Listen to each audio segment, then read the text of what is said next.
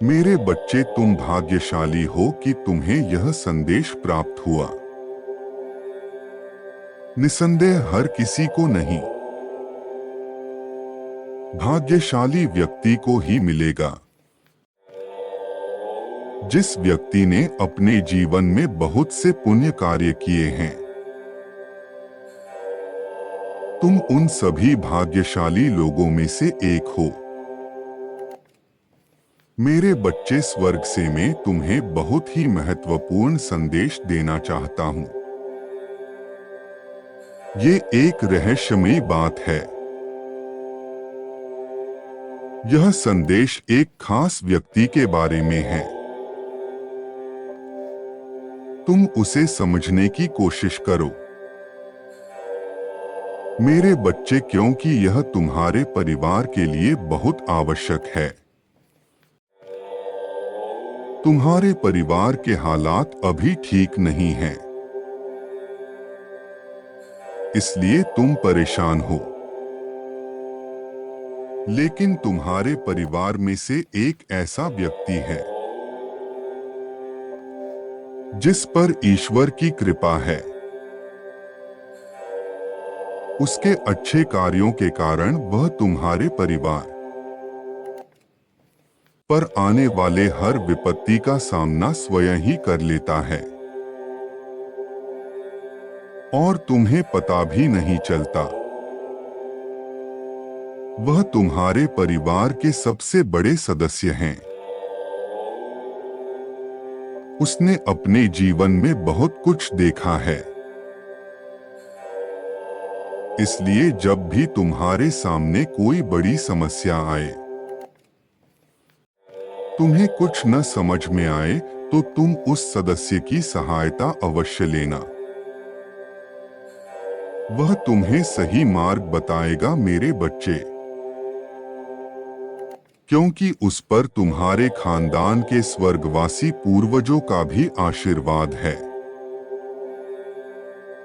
मेरे बच्चे, तुम्हारे खानदान के स्वर्गवासी पूर्वजों की दृष्टि तुम्हारे परिवार पर है।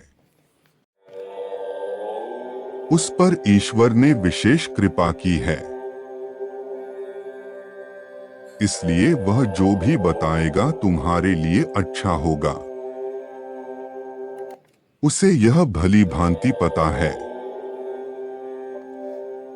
कि तुम्हारे लिए क्या सही है और क्या गलत है। उसकी दी गई सलाह तुम्हारे लिए सदैव ही फलदायी होगा। मेरे बच्चे, परम पिता परमेश्वर तुमको ये बता दे, वो जो कुछ भी कर रहा है, इसमें स्वयं मेरी इच्छा है। इस सृष्टि में मेरी इच्छा के बिना कुछ नहीं होता। परोपकार मनुष्य का प्रथम धर्म है। दूसरों का अहित करने से बड़ा कोई पाप नहीं है। जो मनुष्य परमार्थ में जीवन व्यतीत करता है,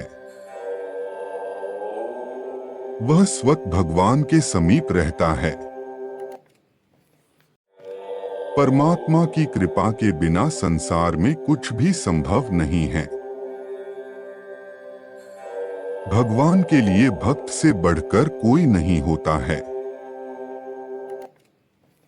क्योंकि भक्तों की चिंता भगवान करते हैं। कभी कभी तुम्हें ऐसा लगता है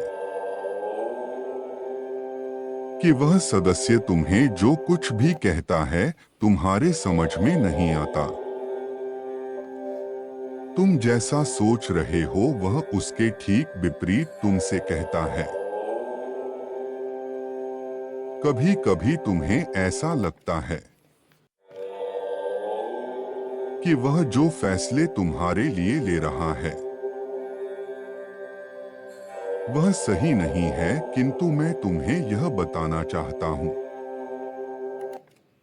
तो उसके फैसले पर संदेह नहीं करो, क्योंकि वह मेरे अनुसार चल रहा है। मेरे संदेशों को तुम तक पहुंचा रहा है। यदि तुम उसकी बातों को नहीं सुनोगे तो इसका सीधा असर तुम पर होगा। ईश्वर के फैसले पर तुम संदेह कर रहे हो। इसलिए मेरे बच्चे, यह भूल मत करो, तुम्हें जो भी मार्ग दिखाएगा, वह जो भी कार्य करने को कहेगा, मेरी कृपा से ही करेगा। वह मेरा बहुत बड़ा भक्त है। उसने मेरी भक्ति को प्राप्त करने के लिए घोर तपस्या की है। मैंने उससे प्रसन्न होकर ही उसे अपनी कृपा दृष्टि प्रदान की है। मैंने उसे अपना दूत चुना है। उसका मन बहुत ही साफ है। उसका भी हृदय दया से भरा हुआ है। वह सदैव यही चाहता है कि उसके परिवार में हमेशा प्रेम बना रहे। हर कोई अपने जीवन में सफल हो। उसके परिवार पर किसी प्रकार के विपत्ति ना आए। यदि उसके परिवार पर कोई विपत्ति आती है तो उस व्यक्ति को सबसे पहले स्वयं पर ले लेता है और अपने परिवार को यह आभास भी नहीं होने देता कि कितनी बड़ी विपत्ति का सामना कर रहा है। वह तुम्हारे परिवार का रक्षक है। सभी कष्टों को अकेले ही सह लेता है। वह सदस्य तुम्हारे घर का सबसे बड़ा सदस्य है। हो सकता है वह तुम्हें कठोर हृदय का प्रतीत हो, किंतु सच में ऐसा नहीं है। इसलिए तुम आज से कभी उसका निरादर मत करना। मेरे बच्चे, परम पिता परमेश्वर तुमको एक और बात बता दे। जो तुमसे उम्र और ज्ञान दोनों में बड़ा हो, उसका हमेशा आदर करना। ऐसे व्यक्ति का अनादर करना मेरी सृष्टि के नियम का उल्लंघन है। और फिर तो वो व्यक्ति तुम्हारे परिवार का ही हिस्सा है। वह अपने परिवार से बहुत प्रेम करता है और केवल अपनी संपूर्ण परिवार को खुश देखना चाहता है।